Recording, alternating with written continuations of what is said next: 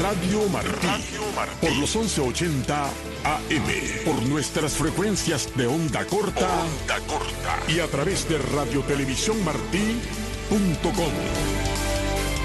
Radio Martí, siempre contigo.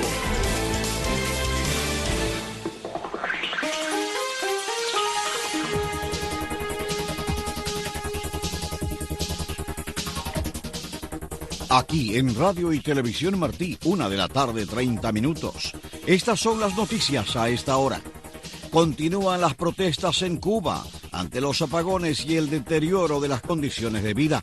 Tomás Cardoso informa. Con gritos de libertad, residentes de la localidad de San Andrés, en Holguín, se lanzaron a las calles este martes en la noche en protesta ante los prolongados apagones, en medio del incremento de los casos del dengue, el desabastecimiento de alimentos y medicamentos. Informaron a Radio Martí residentes desde la isla. En la localidad de San Andrés, ubicada a 19 kilómetros de la cabecera provincial, uno de los participantes, Damaso Antonio Fernández, nos cuenta. El pueblo de San Andrés fue poco a poco cansándose de un apagón que ya sobrepasaba las 12 horas. Entonces se lanzó con cacerola y gritando libertad, libertad, libertad a toda voz, y se le fueron uniendo y uniendo personas de todas las edades, por todas las calles, por aquí, frente a la PNR, por donde quieran. Eso fue alrededor de las 8, duró alrededor de las 9 y tantos minutos, porque pusieron la luz. Los apagones en Nuevitas, Camagüey, abarcan casi todo el día, señala Olainis Tejeda Beltrán. 16 horas. El dengue campea por su respeto, de una forma descontrolada, apenas fumigan. En Carlos Rojas, Matanzas, donde siguen los apagones, hay otros problemas. Informa la activista Ania Zamora, que tuvo este martes a un familiar internado por dengue en el hospital de Jovellanos. Mi nuera estuvo ingresada allí por un dengue, con una fiebre muy alta. Le pusieron una aguja directa a la vena, tampoco había termómetro. En las farmacias no hay nada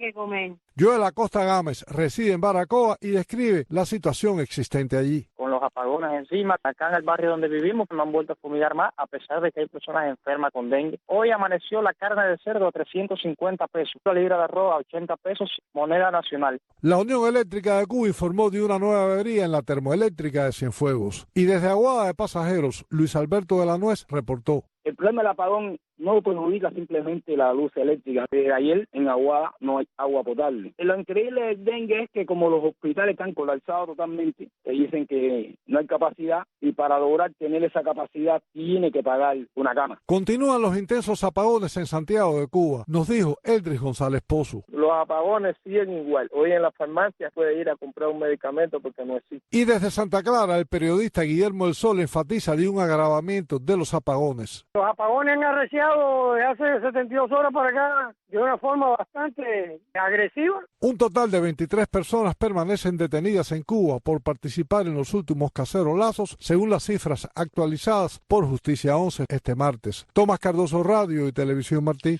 En Chile, las autoridades informaron este miércoles que 195 personas fueron detenidas durante la jornada de protesta del martes, cuando se registraron más de 150 incidentes de desorden público.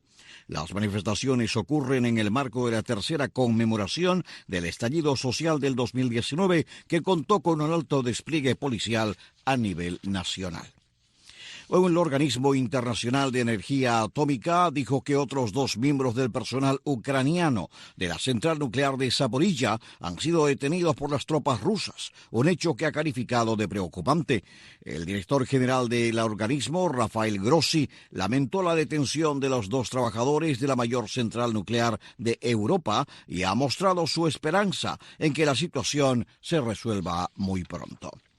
Corea del Norte lanzó este miércoles unos 100 proyectiles de artillería más al mar en respuesta a los ejercicios con fuego real de Corea del Sur en zonas fronterizas, mientras las 2 naciones rivales se acusan mutuamente de elevar la tensión en la península con sus pruebas de armas.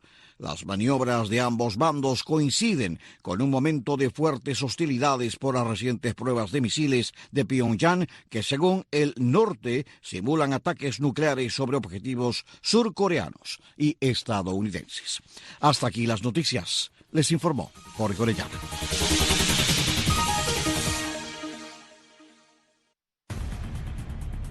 Venezuela hoy. Un análisis profundo sobre la situación actual que vive el pueblo venezolano. Venezuela hoy. Conducido por Alejandro Marcano Santelli. Hola, ¿qué tal amigos? Gracias por estar con nosotros nuevamente en este espacio. Saludamos a Tony Simons en los controles técnicos, en la asistencia técnica, Alejandro Sayas Bazán en la producción de este espacio, y este servidor, Alejandro Marcano Santelli, pues va a ilustrar un poco a nuestros oyentes, en particular nuestra audiencia orgánica, que es el cubano de a pie, el ciudadano cubano dentro de la isla, para que tenga información libre también de lo que está pasando fuera de ella, y en particular en Venezuela. Estoy acompañado por Darly Jarcia Pozo, mi amiga, además ingeniero y una gran analista político. Se incorporará en algunos minutos Leandro Gasco, periodista argentino, para hablar un poco también de la migración, esa migración que ahora le va a tocar buscar otros rumbos, ya que Estados Unidos, tras su nueva política, pues no está dejando entrar ilegalmente. Ha reforzado las fronteras para ofrecerles 24.000 visas, de eso también hablaremos con Darly, pero todos aquellos que han huido de Venezuela van a tener que buscar otro destino, porque en Estados Unidos de esa manera no se va a seguir entrando. Darly Jarcia Pozo, lo primero, yo sé que tú eres de la región en Venezuela, muy cercana a Maracay, si no me equivoco. Yo sé que hemos vivido en los últimos días tragedias por las lluvias, también la negligencia del régimen de Nicolás Maduro y de Chávez, donde no se ha hecho absolutamente nada, no se ha invertido en la infraestructura, y por supuesto cualquier lluvia, cualquier fenómeno como la Niña causa la tragedia con muertes que hemos visto en las últimas horas. Confírmame si conoces la zona bien de la que estamos hablando, Tejería, también allí en Maracay, en esta zona que también ha sido devastada por las lluvias, Darlis. Claro, imagínate, Alejandro, yo soy de Maracay, yo soy maracayera de nacimiento, de toda la vida. Y vivía en la zona de las Delicias, que es la entrada. La zona de las Delicias es la entrada, digamos, hacia la vía del Castaño y Choroní, por donde uno va a Choroní. Es, digamos, la parte plana, y después tú vas ascendiendo. Eso entra en el Parque Henry Pittier, que fue donde sucedió que el río Palmarito, por los excesos de lluvia, por este fenómeno climático que está sucediendo, pues se fue represando, y similar a la tragedia del Limón, que pasó hace muchísimos años, el agua se fue represando con ramas, con troncos, con árboles, se hizo como una especie de represa natural, fue un fenómeno totalmente natural, y por supuesto llegó un momento en que eso estalló, provocando esta tragedia tan terrible. Eso trajo árboles, rocas. Estamos hablando de una zona densa, boscosa, como es el Parque Henry Pittier, y bueno, lamentablemente ya ha causado muertes, aparte de la destrucción física, de la pérdida de las viviendas. Esa zona es una zona bastante poblada, la zona arriba alta de Palmarito, pues es de personas de clase alta, donde las casas fueron totalmente arrasadas, tapiadas y devastadas por el agua, y en esa zona siempre hay otras zonas un poquito más de gente de menores ingresos, donde las casas por supuesto son un poquito más endebles, y que obviamente ante la fuerza del agua fueron totalmente arrasadas. Tanto es así que es una zona que llegó a mucha gente, a lo mejor conoce, si conocen Maracay, está el Zoológico de las Delicias, que es muy famoso, que se fue construido en la época de Gómez, uno de los dictadores que tuvo Venezuela, y es un ícono ese sitio, porque hay un toro que se eleva enfrente de esa área. Bueno, el agua llegó hasta ahí, y eso está a kilómetros de donde fue el suceso. Y de verdad que ha sido devastador. Hemos visto amigos, colegas, amigos de toda la vida, familia, donde perdieron todas sus casas, pérdidas de vidas humanas, y de verdad que ha sido muy, muy terrible. Y eso está del otro lado del Henry Pittier, está la Tejería, que fue donde sucedió primero. En este momento están en alerta porque dice que puede volver a suceder del lado de Choroní, que fue afectado cuando la tragedia del Limón hace 34 años. La verdad que la zona está muy, muy, muy delicada. Ahora, fíjate, Darlis, gracias por la explicación y ponernos en contexto. Incluso a mí como venezolano había perdido la dimensión de lo que era la tragedia y fíjate que hablas de kilómetros. Pero te hacía una pregunta al principio y tú insististe en que es un fenómeno natural. Pues cierto, ha llovido excesivamente. En lo que llueve un mes parece que llovió por lo menos en las Tejerías en 8 horas. E igual se ha repetido en esta zona de El Castaño, que es muy cerca de donde tú vivías. Pero te hablé de la negligencia del régimen porque veo muchas quejas.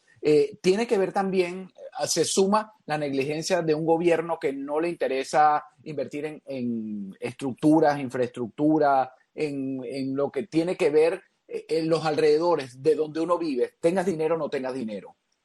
Mira, evidentemente la falta de mantenimiento de lo que uno llama los cortafuegos, porque a veces en esas zonas también se producen incendios.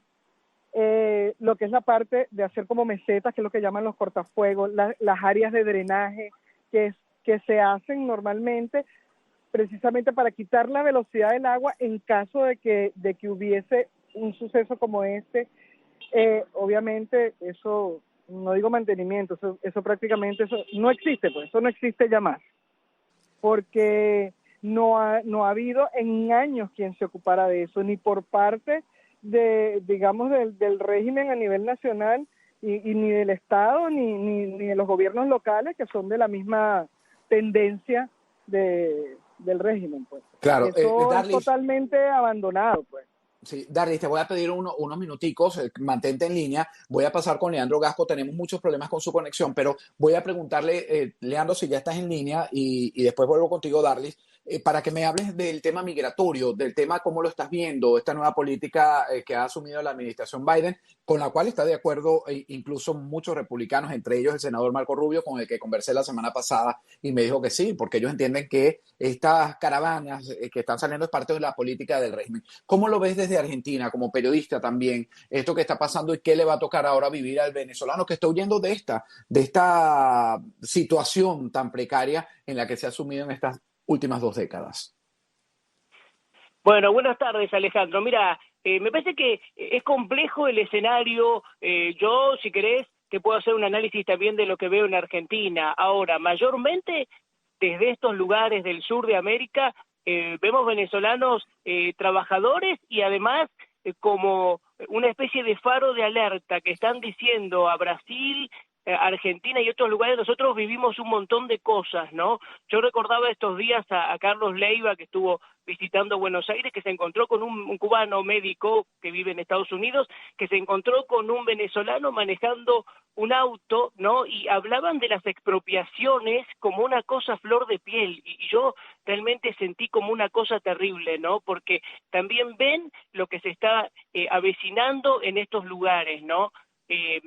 A ver, en cuanto a los manejos y desmanejos políticos, yo también tengo una sensibilidad especial y, si querés, un dolor profundo, ¿no? Porque lo veo en nuestro país, en Argentina, cuando uno ve a sindicalistas que son multimillonarios, te diría casi como corporaciones mafiosas, que van, un día se abrazan con Díaz-Canel, otro día toman un vuelo y se abrazan con el tirano Maduro, y cuando vuelven a Buenos Aires, casi que bajan del avión y se vienen a abrazar con el embajador demócrata de Estados Unidos en Buenos Aires. Entonces, vivimos un periodo de un relativismo moral y social para mí preocupante, porque yo no le puedo explicar a un venezolano exiliado que tiene familia destruida, que pasó miseria, hambre y falta de libertad, que todo es lo mismo y que todos nos tenemos que abrazar.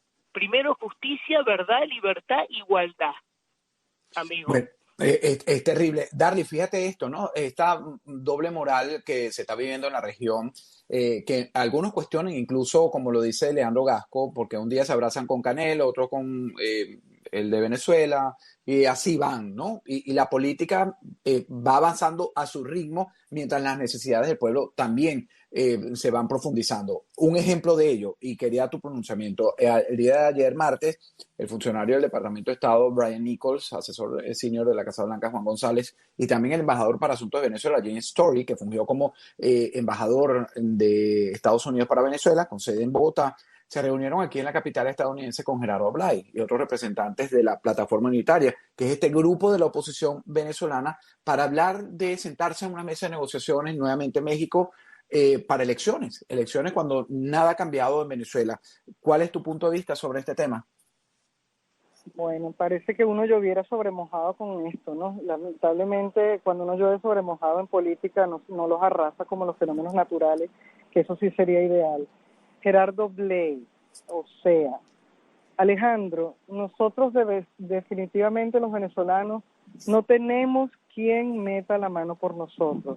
Eso de volver a las mesas de negociaciones es para negociar ellos, los negociadores, cosas para ellos, beneficios, negocios, o sea, todo es así. Eso nunca ha servido para beneficio de los venezolanos, ni para los que están adentro, ni para los que emigramos en un momento, ni para los que están saliendo ahorita. De verdad que eso es un tema agotado. No va a haber. ¿Qué negociación le vas a hacer tú al sentarte con Maduro a decirle que te dé qué a cambio de qué? Por esas negociaciones están los narcosobrinos afuera.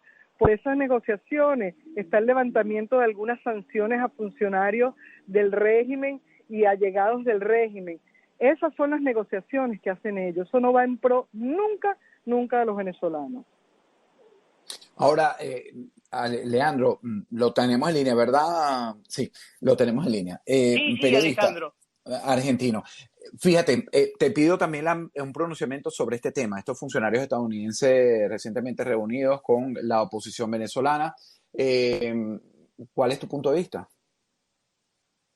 No, yo no lo creo conducente de ninguna forma. Es decir, creo que, no entiendo, a ver, acá hay un problema fundamental de no avance y no funcionamiento de las justicias, por hacerlo grande, ¿no? Pero de la justicia en general. Por ejemplo, yo me pregunto, ¿cómo puede ser que el hijo del tirano Maduro, Nicolás Ernesto Maduro, que estuvo involucrado en el tema de la explotación ilegal, justamente con el níquel en las minas, con la tragedia, con la negligencia, tiene una causa en Estados Unidos, no avanza. Cuando vemos a funcionarios, yo no sé si es por corrupción, ¿qué hay detrás? A mí me cuesta entender una cosa así facilista, ¿no? Es más, te digo más, cuando hablamos de cuestiones morales o éticas, ¿qué pasa con los empresarios también? En Argentina se duplicó de enero a septiembre las exportaciones a Venezuela, comparando con el año pasado. Ahora son 231 millones. Y van en comitiva los empresarios a reunirse con Maduro y en torno a hacer negocios agrícolas, hasta de laboratorios. Quieren sacar unos medicamentos que la India supuestamente les vende y que ahora Argentina con Richmond les venda. Entonces, y después por eso votan en Ginebra, obviamente no van a condenar toda esta parte criminal de violación a los derechos humanos Argentina. Y esto mismo pasa con otros funcionarios. El mundo lamentablemente está comunizado y en un relativismo alarmante. Para mí inentendible, y no se puede legitimar el mal, el crimen, el hambre, que es una realidad, porque 9 de cada 10 venezolanos están en situación de pobreza. Eso es un récord, la pobreza, no el falso crecimiento que nos quieren imponer, mediático. Es increíble. Fíjate, esta es la parte política. Hay un sufrimiento. Darlis Arcia Pozo, invitada en este espacio de Venezuela hoy, el día de hoy, ingeniero, analista político, y también nos acompaña el periodista argentino Leandro Gasco. Quiero hablar con ustedes del tema migratorio y de la nueva política en particular que ha tomado ya hoy, justamente hace una semana, la administración Biden. La política está dirigida para detener esa fortísima migración de venezolanos, en su gran mayoría, que estaban traspasando las fronteras y se estaba convirtiendo en un caos. Y creo que entendemos que realmente había que ponerle un punto de quiebre, porque nosotros somos 30 millones, hemos salido 7, pero habría la posibilidad, y yo creo que los especialistas estaban entendiendo que hay la posibilidad, frente a toda esa miseria que se vive en Venezuela, que otros 7, 8 millones y todo el mundo buscando venir a Estados Unidos. Pero yo quiero la lectura de Darlis Arcia Pozo. ¿Fue bien ejecutada? ¿Fue en el momento oportuno? ¿Se esperó mucho? ¿Qué me dices, Darlis? Bueno, fíjate que yo creo que no fue algo preparado. Ya en el 2019 se habían hecho unos bocetos de ley con respecto a eso que nunca llegó a nada. No sabría decirte si fue porque el gobierno como tal, el Senado, los congresistas y senadores no llegaron a un acuerdo, pero en este momento se hace. Y precisamente yo creo que sale como una medida de paliar esa inmigración nada selectiva a los Estados Unidos. Aunque yo sé que hay mucha gente que piensa y no está de acuerdo con lo que yo digo, para mí esa migración que está pasando por la frontera de México, esa promoción de pasar el Darién y todo eso es algo orquestado y pagado por el gobierno, mejor dicho, por el régimen de Nicolás Maduro, para crear desestabilización y mandar gente a fastidiar en otros países. Porque definitivamente hay mucho venezolano bueno con necesidad que de verdad está pasando, pero ahí se introdujo una cantidad de malandros, porque no se le puede decir de otra manera, y que eso no nos representa a nosotros como venezolanos. Entonces dicen, mira, los venezolanos somos mucho más que eso, no solo somos nosotros los venezolanos. Me parece que la medida en el fondo es buena, pienso que también tiene que haber ciertos controles para eso, y el hecho de que un familiar no tenga que hacer como una petición como se hacía antes, que después duraba 10 años, aunque yo me metí en la página del UCIS y no aparece tan, digamos, los requisitos como tales de cuánto va a durar el proceso, no lo dice, pero pensamos que sea más expedito porque hay mucha gente queriendo salir.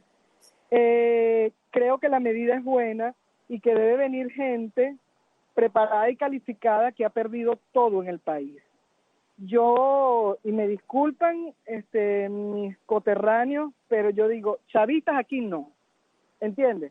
Porque lo que vienen es a dañar lo que con mucho esfuerzo a muchos venezolanos nos ha costado tener una estabilidad, una vida decente, porque uno lo que viene aquí es a trabajar para proveerse uno y para proveer a sus hijos y para echarlos para adelante, lo que hubiésemos querido hacer sin necesidad de tener que salir de nuestros países. Bueno, Creo definitivamente que la medida es buena, pero hay que también manejarla con muchísimo cuidado. Le quiero hacer la misma pregunta a un no venezolano que es Leandro Gasco como periodista. ¿Fue una medida oportuna de la administración Biden, así tal cual lo describe Darly García? Me parece que, de vuelta, le faltan algunas cosas. Tiene que haber un control sin lugar a dudas. La asistencia nunca está mal porque el pueblo sufre y lo sabemos. Y necesita refugio y necesita una vida digna, pero por una cuestión incluso de seguridad interna de los Estados Unidos y de cuestiones que tengan que ver con la penetración, con la inteligencia, con la desestabilización, es muy cierto lo que dice, que le faltan controles y esperemos que no sea un doble juego, ¿no? Cuando se hablaba de la frontera con México, veamos qué está haciendo Andrés Manuel López Obrador, por ejemplo, aliado a Cuba y a Venezuela, que está no contratando, sino explotando en esclavitud moderna a médicos de Cuba y de Venezuela, en donde los dolaritos, los dólares que van en un proceso de intercambio intergobierno. No le queda al que va a trabajar o le queda muy poco, ¿no? Es como una expropiación. Entonces, me parece que hay que ver también lo del tema de desestabilizar las inteligencias y, por supuesto, tener en cuenta que no ponemos a todos en la misma bolsa, que hay muchos venezolanos trabajadores y dignos que vienen a forjar a través de la labor una patria mejor, grande y querer el progreso. Pero bueno, si hay gente involucrada en inteligencia o malandras o gente que no merece estar en tierra libre, bueno, hay que tomar los recaudos necesarios también y jurídicos, ¿no? Sí, es terrible. Aquí estaba leyendo justamente en estos chats donde yo distribuyo estos programas que hacemos en Radio Televisión Martí. Una persona, Gisela, desde Orlando, me estaba escribiendo, me tocó ver el lunes una pareja joven robando $226 en Walmart, me buscaron como testigo y yo no quiero esto para Venezuela. Termina con palabras más o menos diciéndome esta suscriptora. Pero bueno, desafortunadamente esto no es toda esta migración. Sí entiendo que en estas caravanas vienen gente que es un plan, lo repito, palabras también del senador Marco Rubio, un plan orquestado por el régimen de Nicolás Maduro para desestabilizar. Ya lo vimos en Chile, lo vimos en Colombia. El año pasado lo que el propio dictador venezolano hablaba de las visitas bolivarianas. Pero lo cierto es que hay una medida que se está implementando, se le va a dar a la gente que no cometa la ilegalidad de entrar ni a Panamá, ni a Estados Unidos, ni a México de manera ilegal, pero hay otro punto importante, como, aunque no lo sabemos, porque eso le corresponde al gobierno mexicano darles, todos estos venezolanos se están quedando en México. Sin embargo, en los reportajes que hemos hecho en este último par de días, me he dado cuenta que ya el venezolano, incluso el que viene transitando el Darién, el que viene desde la propia Venezuela, está por Colombia o países como Argentina, Chile, están dándose cuenta de que realmente se les cerraron las puertas para entrar de manera ilegal. ¿Tú crees que el mensaje ha llegado? No, evidentemente, claro que ha llegado. Y esa orquestación que tiene el régimen va a buscar otras maneras de poner a que hay gente que haga daño y que después si lo deportan no le importa, pues, y van a tener alguna prebenda del régimen. Yo creo de verdad, Alejandro, que eso es así.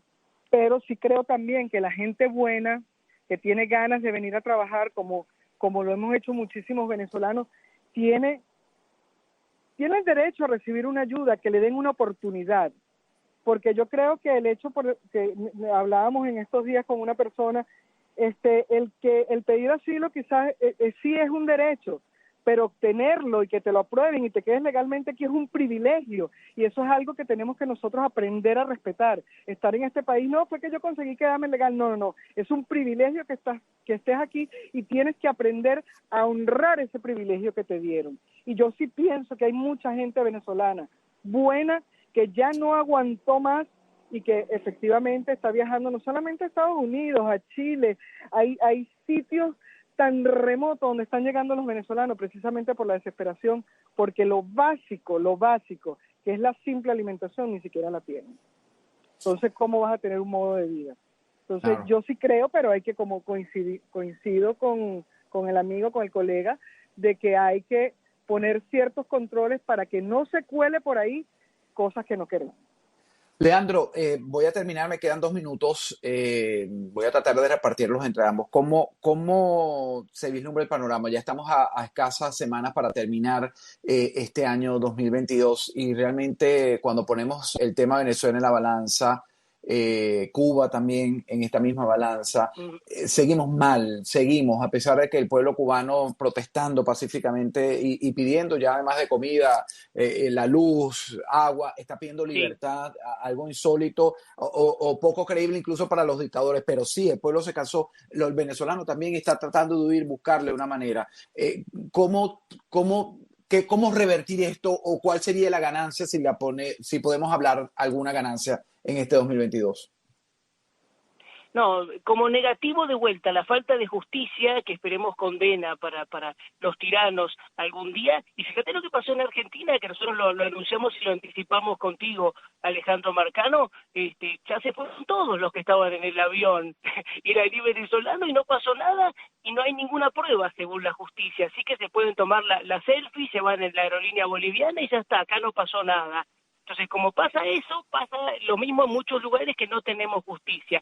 Después, como positivo, yo lo que veo es que hay jóvenes cubanos y venezolanos que están alzando la voz y que no les importa nada, que sienten fuerte la condena, sienten que les falta el pan, que les falta la libertad, que les falta la gasolina. Ahí pongo el caso de un cubano, Johnson King, pero hay muchos más que están levantando la voz. Me gusta eso, que por lo menos no dejen el miedo, y se pongan con todo a levantar la voz de libertad. Eso me parece lo más positivo. Y después creo que tenemos un compromiso todos los ciudadanos libres. No podemos permitir más, por ejemplo, que el madurismo siga cerrando estaciones de radio, 34 en los últimos meses, como dice el Colegio de Periodistas Venezolanos.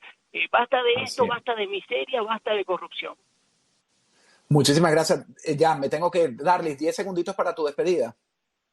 Nada, yo verdaderamente no veo ningún balance bueno para los venezolanos. La dictadura continúa y los venezolanos continúan sufriendo. No ha habido ningún alivio por ninguna parte del mundo hacia los venezolanos.